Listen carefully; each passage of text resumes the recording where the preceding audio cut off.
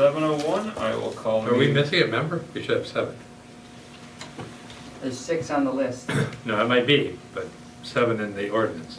If it's 7, I know it's 7. No, I think it's 7, I know it's 7. 6 since I started. I'm just trying to think if there's somebody we're forgetting, but no. I gotta look. Because Eric and I think Haley. the ordinance is 7. Oh, you're. He's an athlete, he'll go. You know, so like, I was thinking about helping Lud do a CLE for legal education. It would be like use of technology.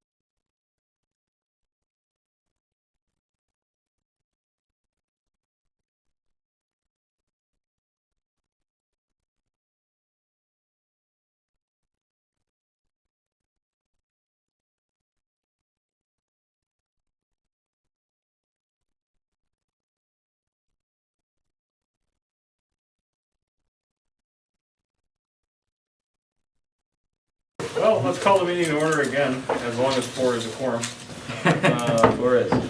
At 7:03, we have Here, Lance Poppy, here. John Split. Here. We're missing Haley Hutton in there for us, so we have a quorum.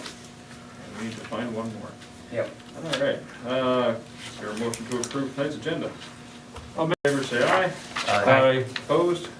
That's approved. Is there a motion to approve meeting minutes from January 19th? Motion to approve minutes. Hearing none, all those in favor of approving the minutes from January 19th, say aye. Aye. Opposed? That's approved. All right.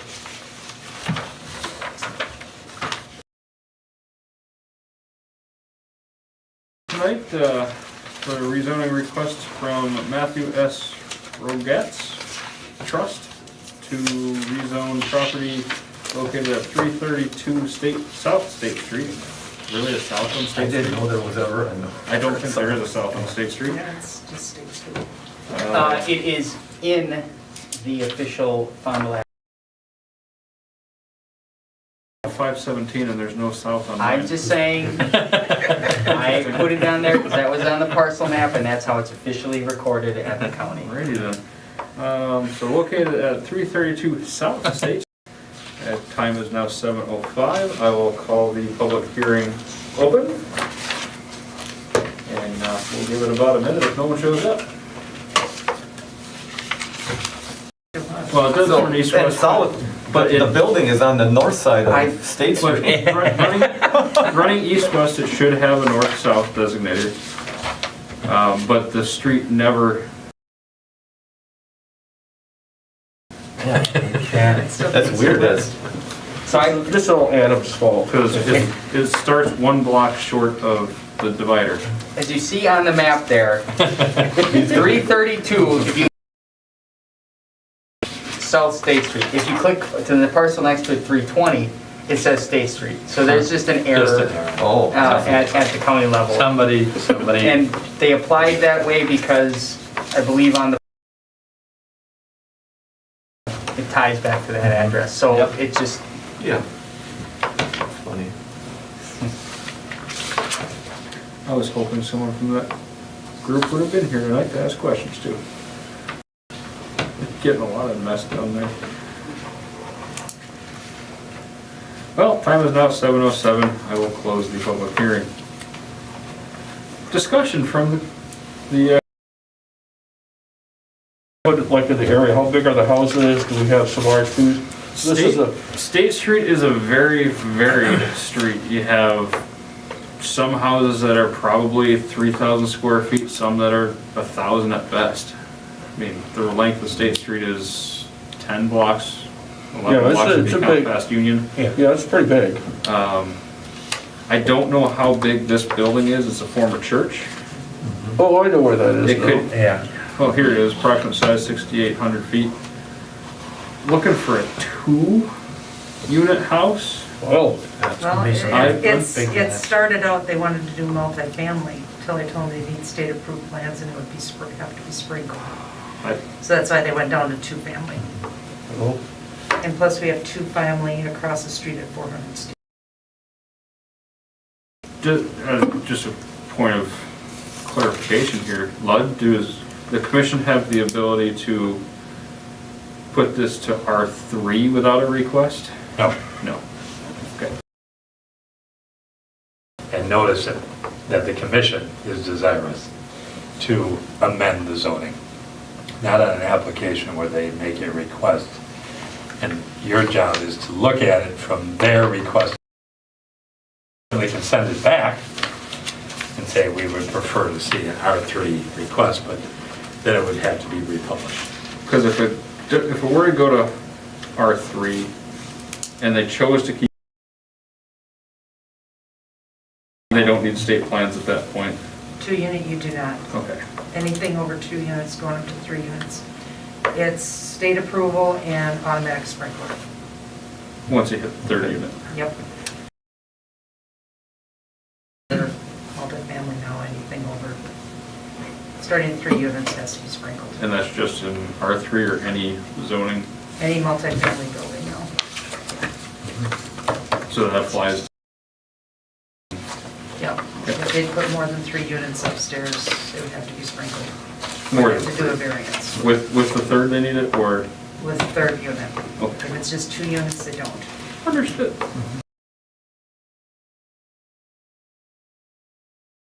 Your building. I like the reuse of the church building. I mean, it sat there for quite a few years. Yeah, I was and They finally wondering. put a new roof on it and somebody's doing something with it. Do they own the parcel 320 for like parking then also? Yes. Okay, Yep. so there'd be no It is still issue with separate. parking if there's 6 cars or 8 cars or? No. Okay. so I have a question, Sue. Good. That parking lot there, is that a buildable lot too? A 2 unit over there. Put a 2-unit or, okay. I just wondered, So it still is a separate unit of lot. but that would be a separate lot and. That would be a separate lot. Right now, they're just rezoning the 330 feet. R2 in that area. Is there The access? application is for both lots, The application is for both lots? 320 and 332. Okay. Okay. Next to the There's a building. driveway just down from the sidewalk, it's kind of blocked by a Very tree there. Fairly steep. so Steep, yeah, that's You can right. see the approach It- right it- there. Yeah. Yeah. It's not terrible because they were able to get dumpsters in there. And then there's Yeah, Skinny driveway. okay.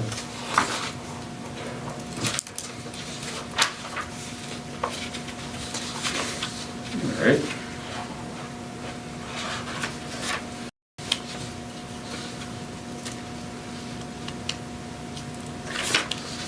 All right, any further questions, motions? Is it then 320 and then It's the GIS map just, it just did It's that? just So the way it's they still, got it it's just all one lot then? There's a- just kicked it over that way. Kicked it over, okay. This is the line That's here. what it was. I'm guessing it's because we that's have where the nothing to driveway do with was. the GIS Yeah. level. Yeah, it could be, you I probably, just printed the map to give them an idea where the heck it was, you know? okay. And that 320 lot is all a shed down there I somewhere? think there's a shed in the back. Yeah, Is that on 320? No, It's just a little temporary. Yeah, okay. But they are asking to rezone that lot also, right? You Yep, said? that's what's in their Okay. application. So was this plan, what the plan was, Sue? They bought the building and the hotel on South Willaston Drive in Green Lake, the hotel there. And they Okay. figured this could be a place for some of their workers to live. No, that's the one on North Lawson. That's This is North on Lawson, South Lawson. okay. This is out by where the old Bel Air used to be restaurant. Okay. Okay. All right. So they need the housing for their employees. Right, if they can't find nothing, at least they'll have some, someplace for them to stay. Okay.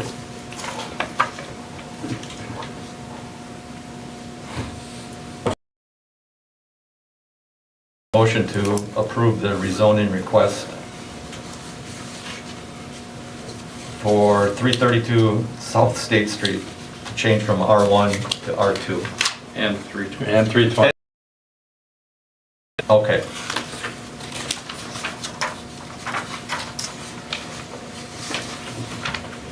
Is there a second for that motion? I'll make a second to that motion, I'm sorry, Mayor. Any further discussion? 20 South State and 332 South State Street, say aye. Aye. Opposed? That is approved. That will go to council. All right. Next we have. I got one Okay. dumb question. If this was a church, how long has it, not been on the tax roll and now it's gonna be back on? It'll be back on the tax roll. They'll be Okay. back on that. So Yeah, that's Yeah, great, as soon as that's they even a take a- bonus for, Building Everybody. permit out showing that they're converting it to a two-family home. The assessor will get a copy of it and they'll want to get it back on the tax roll. okay. Key is they don't need state plans for.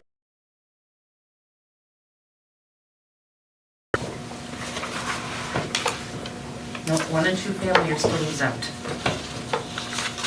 For personal reasons, does that include, Yes. All right, moving on to the site plan review for McDonald's USA. 1113 Fond du Lac Street. A second drive-through lane. I see a trend happening every month here. Yeah, I'm surprised it took them this long, because most of the McDonald's have them already. yeah, Yeah. I think, So on their current setup, they don't have this lane connecting through, do they? At the front? Yeah, I think they do. Yeah, there's a drive. Yeah, there's a you can go. drive.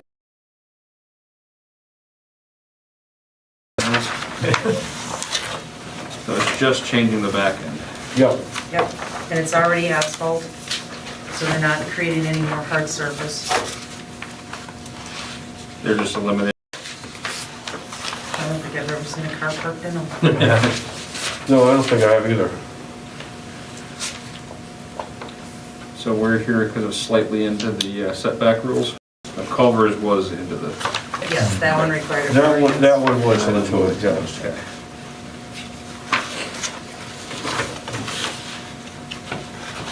All right, any,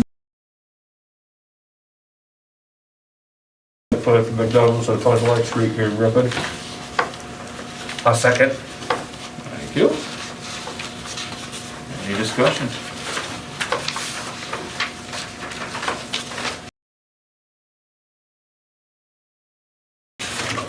Hearing none, all those in favor of approving the site plan for McDonald's USA at 1113 West Fond du Lac Street, say aye. Aye. Opposed? That is approved, and that should be West Fond du Lac, it's not just Fond du Lac. Okay, West Fond du Lac Street. I just go with what the application says. If they can't get it right, it's not my job to. And I couldn't change it for you, because I just forwarded the email on when I got it Friday. All right, moving on to your project update. Unless you have something first. Project updates at all? Nope. No? All right. So I did provide some information to commission members. A new report that came out from a partnership that the city of Ripon was very fortunate to be involved in as a case study. The League of Wisconsin Municipalities, Wisconsin Realtors Association, Wisconsin Builders Association, WIDA, and then I don't know what the other one is, but it's Commercial Real Estate Development Association. Put together a user opportunity to be a case study with the League and the Congress for New Urbanism. And you will see that there's a report from the Congress of New Urbanism. Essentially, the overall goal here with this user guide is to promote communities that better enable affordable housing within their community. Whether that's promoting flexibility, changing regulations to make things more affordable. From this, I did also include in a letter from Ayers and Associates, so the city did get some free technical assistance from the East Central with the recommendations from our case study to make changes to our zoning code that would promote affordability, flexibility, and availability.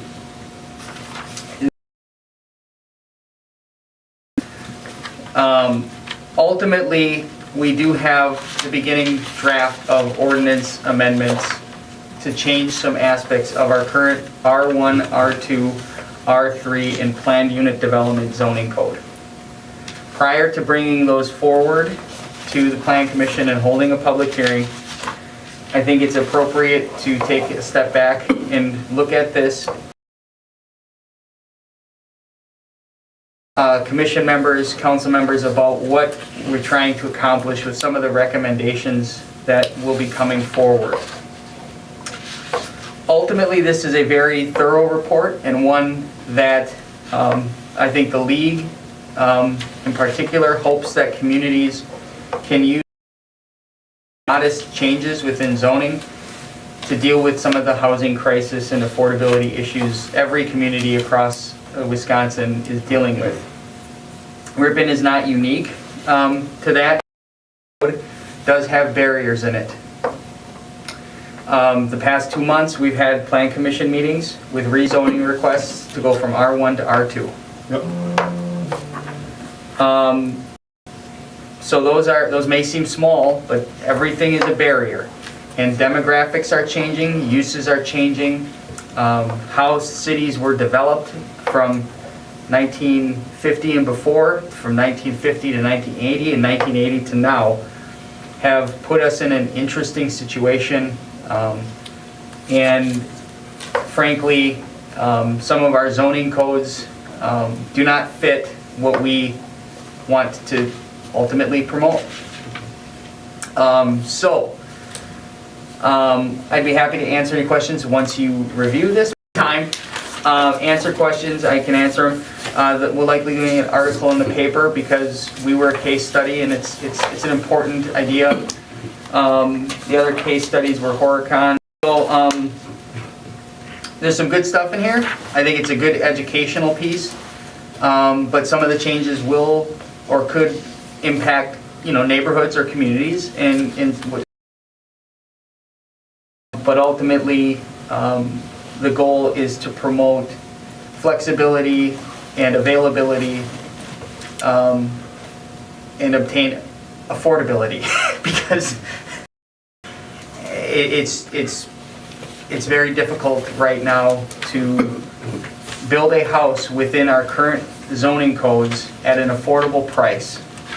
It is also of our town impossible to reuse or rebuild or use the property in a certain fashion to promote affordability or availability. So, laying that out as to why. And it makes sense when you read it. And you can see it in our own community. So, with that, I just want your guys' opinion on it as well moving forward. Changes to the code, would you like to review them first and then have the required public hearing and then forward it to council? So next meeting we can have drafts available to review. And in some cases it's as simple as changing a number or it's just a line in the code and it's not overly challenging. But we've gotten to the point where we have drafts. Yes. Okay, my question is to save your words here, because Yep. you'll need them in a minute, I think. I've already, so you gave this to me a little earlier Yeah. this evening, so I've read through about 25 pages. Yep. And how we should reconfigure that zoning, has that already been done? So like, when we picked out these neighborhoods that are like pre-1950, post-1950, mixed in, like for setbacks and everything, if we looked at all that, these neighborhoods, now are we gonna look at those together when we look at the zoning, the proposed zoning changes? The maps and everything, we're gonna take a look at that and spend some time looking at it to see that we understand here what this is trying to do. Yes. So, right now we have 3 classifications for residential zoning, R1, R2, and R3, Right. okay? Most of, the older sections of town, in most of town, quite frankly, is R1. Right. You can read through it a little bit more on Ripon's case through AIR's and the CNU's Right. comments on it. Are we going to get to a point where we specifically take a section of town and create a new district or certain guidelines for a specific part of town? We can do that. It's going to take Yeah. a little more work, but our current standard are just the 3 zones. Right. But I think some of the changes that are made within the R1 code can be applied to the town that are, were developed in the 1850s, 1890s, Right. and work. Right. So like Grove Street, Woodside, that, Yes. those areas over there that have the old stuff that, and some of them have carriage houses and stuff like too, so accessory buildings. Accessory dwelling unit. So like if there's a large garage there, I don't know, maybe the upstairs, maybe the whole thing could be converted into a, like, and they could even subdivide it into 2 units without sprinklers.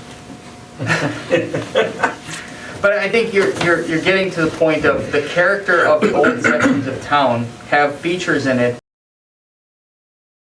like a carriage house or, Right. accessory dwelling unit. We don't allow accessory dwelling units. Well, when some of those Victorians were built, they had accessory dwelling units. Yep. Now we don't allow it. That's usually where the maid or Yeah. somebody lived.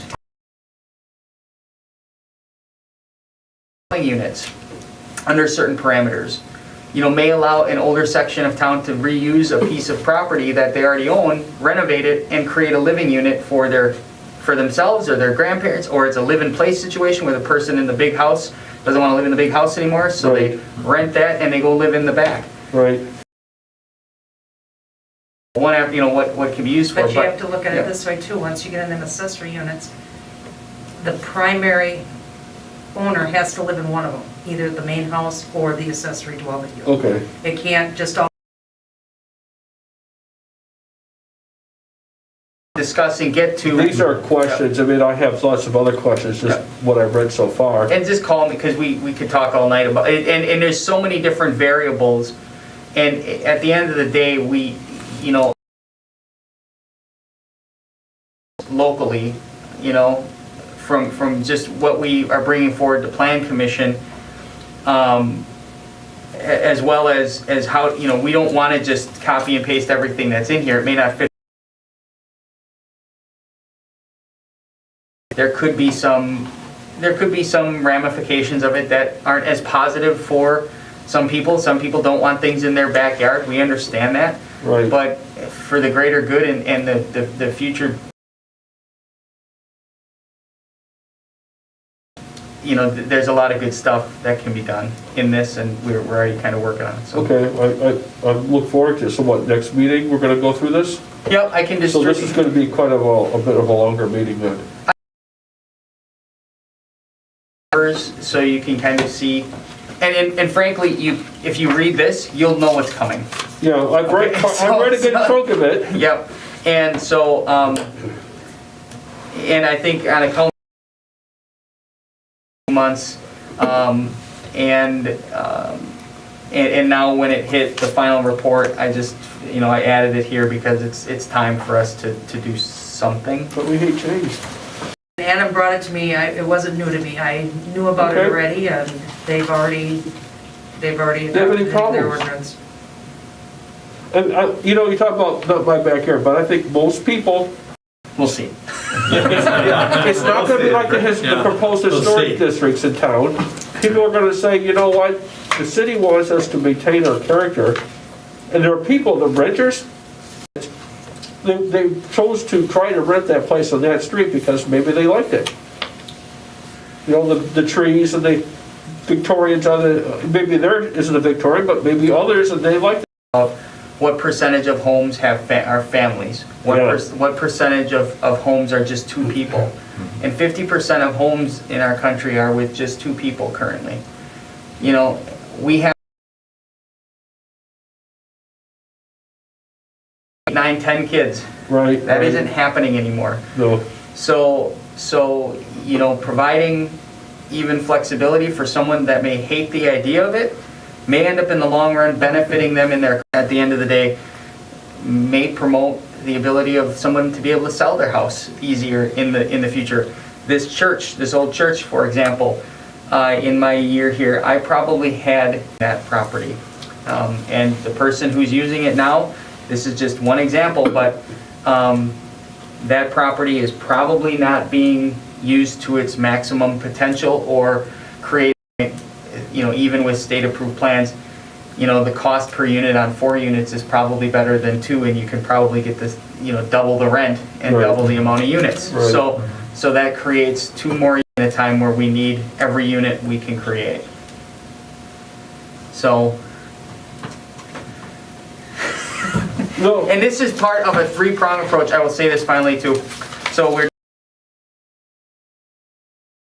and to attract development. The second part is what that housing study is to review our programs to better, you know, tailor our housing programs, you know, our Build Ripon program, Renew Ripon program to address this is looking at our zoning code and eliminating any obvious barriers to housing development. Okay.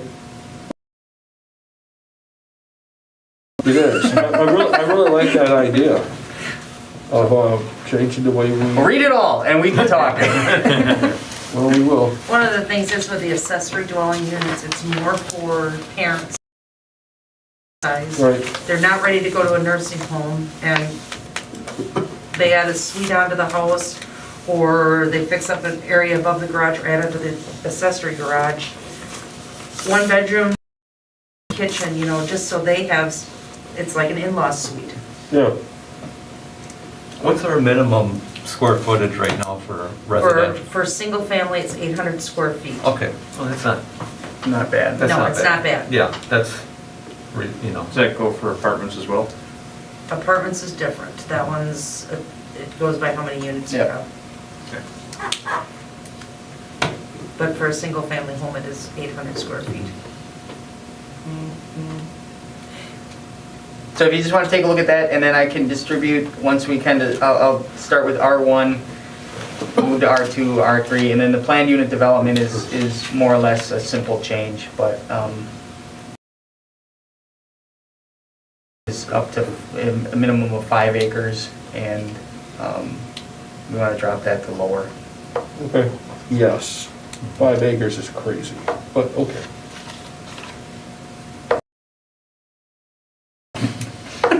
Thanks. And I like the approach that you bring forward the proposed ordinance changes before a public hearing. Yep. You get a feel for it, it probably, and how that might affect this property or that property. I think that's an intelligent way to proceed before you go to public hearing and you get, you know, a resident. And here you're changing the character of my community, of my neighborhood. So let's look at it Right. piecemeal and make sure we are prepared for the questions. We need to understand it. Someone comes to us all irate because they misunderstood something.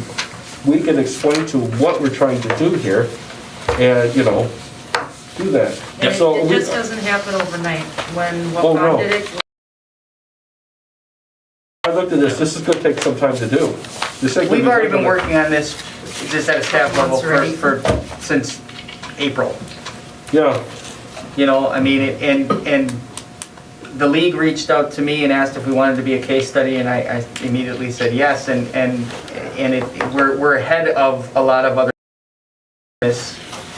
you know, because the report just went out, we've been working on it, I've sort of been sitting on it because it's just, it is a big change, or it could be a big change, you know, whatever.